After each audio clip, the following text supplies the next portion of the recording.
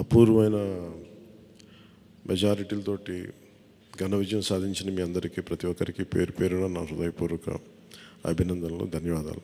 ఈ సందర్భంలో I want to share few things. చాలా ఒంటరి ప్రయాణం చేశాం. జాతీయ స్థాయి నాయకులు కూడా ఢిల్లీలో వాళ్ళు అడుగుతుంది ఏంటంటే, నువ్వు ఎలా పార్టీ నడిపావు?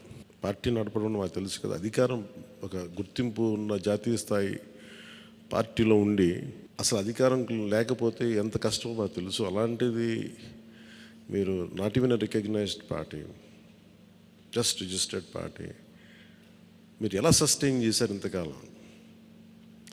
వాళ్ళకి నేను ఒకటే చెప్పాను, మేమంటే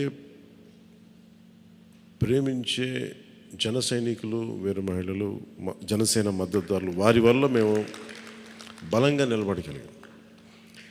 ఒక తీర్మానం నా సైడ్ నుంచి ఏంటంటే, ఈ ఘన విజయానికి కారకులైన అంటే దశాబ్దంగా అన్ని ఒడిదుడుకుల్ని ఎదుర్కొంటూ దెబ్బతింటూ క్షేత్రస్థాయిలో అన్ని రకాలుగా ఇబ్బందులు పడుతూ మనకి మద్దతు ఇచ్చిన జన సైనికులకి, వీర మహిళలకి, జనసేన నాయకులందరికీ కూడా వారికి నా మనస్ఫూర్తిగా నా అభినందనలు తెలియజేస్తా ఉన్నాను. మీరు లేకపోతే ఈ రోజున ఈ విజయం ఉండేది కాదు. అలాగే ఈ విజయం అసలు మనం చేసిన పోరాటానికి ముగ్ధులై 2019లో తప్పు చేసాం, ఈసారి ఎట్టి పరిస్థితుల్లో మేము తప్పు చేయమని ప్రతి ఒక్కరూ ఒక 100 మందిలో కలిస్తే 100 మంది చెప్పేవాళ్ళు, ఒకళ్ళు కలిస్తే ఒకళ్ళు చెప్పేవాళ్ళు, ఏ మూలకెళ్ళి చెప్పేవాళ్ళు. ఈ రోజున మనందరికీ కూడా ఇంత భారీ మెజారిటీలు వచ్చినాయి అంటే మనల్ని నమ్మిన ప్రజలందరికీ హృదయపూర్వకంగా మన ఈ మీటింగ్ తరపు నుంచి నేను వారికి నా కృతజ్ఞతలు, అభినందనలు తెలియజేస్తున్నాను. మనకి వీ హ్యావ్ గ్రేట్ రెస్పాన్సిబిలిటీ. అంటే నేను మొన్నదాకా మాట్లాడుతున్నప్పుడు అదొక పొలిటికల్ రెటారిక్ అనిపించుకోవచ్చు, but I believed in that and I believe in it. అంటే we have to bring back accountability and politics. జవాబుదారీతనం తిరిగి రాజకీయాల్లోకి తీసుకురావాలని. గొడవ పెట్టుకునేటప్పుడు అంటే మనోహర్ గారు మేము చాలాసార్లు మాట్లాడుకున్నప్పుడు, cooperation and confrontation is a part of democracy.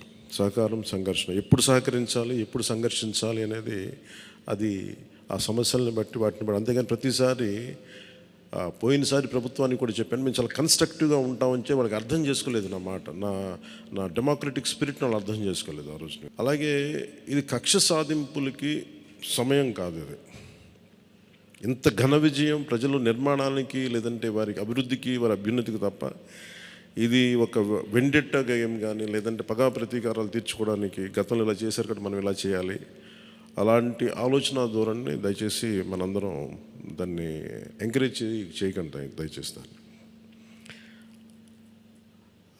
అలాగే చాలా చాలా క్షేత్రస్థాయిలో ప్రతి ఒక్కరూ అందుబాటులో ఉన్నాం, నాతో సహా. ఈరోజున జాతీయ స్థాయిలో మరి మనం సాధించిన విజయాలు కూడా చెప్పుకోవాలి. చాలామంది పొలిటికల్ పార్టీ ప్రారంభించారు, మూసేశారు భారతదేశం మొత్తం మీద. ఈవెన్ ఫ్రమ్ పంజాబ్ నుంచి ఎవరో వచ్చి మాట్లాడుతున్నారు, వాళ్ళ అకాలీదళ్ ఫ్యాక్షన్ ఒకటి. మా నాన్నగారు స్టార్ట్ చేశారు, మేము స్టార్ట్ చేసి ఇనిషియేట్ చేసి ఆఫ్ చేసేసుకోవాల్సి వచ్చిందని. మన ఎన్నికలకి మనం సాధించింది from a registered political party నుంచి రికగ్నైజ్డ్ పొలిటికల్ పార్టీ. అండ్ రెండు, నెవర్ బిఫోర్ ఇన్ భారత్ పోటీ చేసిన అన్ని స్థానాల్లో భారీ మెజారిటీలతోటి గెలుపొందటం 100% స్ట్రైకింగ్ రేట్, 100%. అంటే మన మీద ఎంత విశ్వసనీయత ఉంది, అంటే ఎంత విశ్వాసం ఉంది ప్రజలకి, ఎంత నమ్మారు, ఇది వాళ్ళు చేసి చూపించారు. 2019లో ఎలక్షన్లు అయిపోయిన వెంటనే మేము తప్పు చేసాం, మేము నీకు నిలబడతామని చెప్పి అది ఈ రోజున మనకి మద్దతుగా నిలిచిన ప్రజలందరికీ కూడా ఇంకొక మారు చాలా చాలా ప్రత్యేకమైన ధన్యవాదాలు. అలాగే 2 పార్లమెంట్లు పెట్టాం. అంటే దాదాపు మీరు చూస్తే 2 పార్లమెంట్లు మనం ఇవి తీసుకుని దాదాపు ఒక 45 స్థానాల్లో మన ప్రభావితం ఉన్నట్టు మనం ఖచ్చితంగా డైరెక్ట్గా. అలాగే మన టీడీపీ, మన ఎన్డీఏ కూటమిలో మిగతా పార్టీల విజయానికి కూడా మేము ఎంత బలంగా నిలబడ్డామో మీ అందరికీ తెలుస్తుంది. ఓట్ ట్రాన్స్ఫర్ ఎంత బాగా జరిగిందో.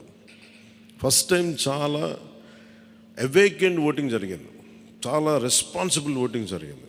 వీళ్ళందరూ న్యూ జనరేషన్. అసలు యువత ఎంత నమ్మారంటే అర్ధరాత్రి వాళ్ళకి 12 అయినా కానీ 11 అయినా కానీ ఆ ఎండలో మండుటెండలో నిలబడి మధ్యాహ్నం నుంచి వాళ్ళ క్యూలు వాళ్ళకి వంతు వచ్చే వరకు అలా నిలబడి మరి ఓట్లు వేశారు. అంటే ఇవన్నీ చాలా చాలా బాధ్యతనిచ్చాయి. అలాగే ఈరోజు మనం మాట్లాడుకున్నప్పుడు కూడా రేపు మన పవర్ షేరింగ్ ఏంటి ఇవన్నీ కూడా మీకు తెలియజేస్తాను. ఇది మన ప్రతి ఒక్కరికి నా ఉద్దేశం మనందరం అందుబాటులో ఉండాలి. అది మీరు మనందరం కలిపి ఒక సమిష్టిగా ఒక నిర్ణయం తీసుకుందాం.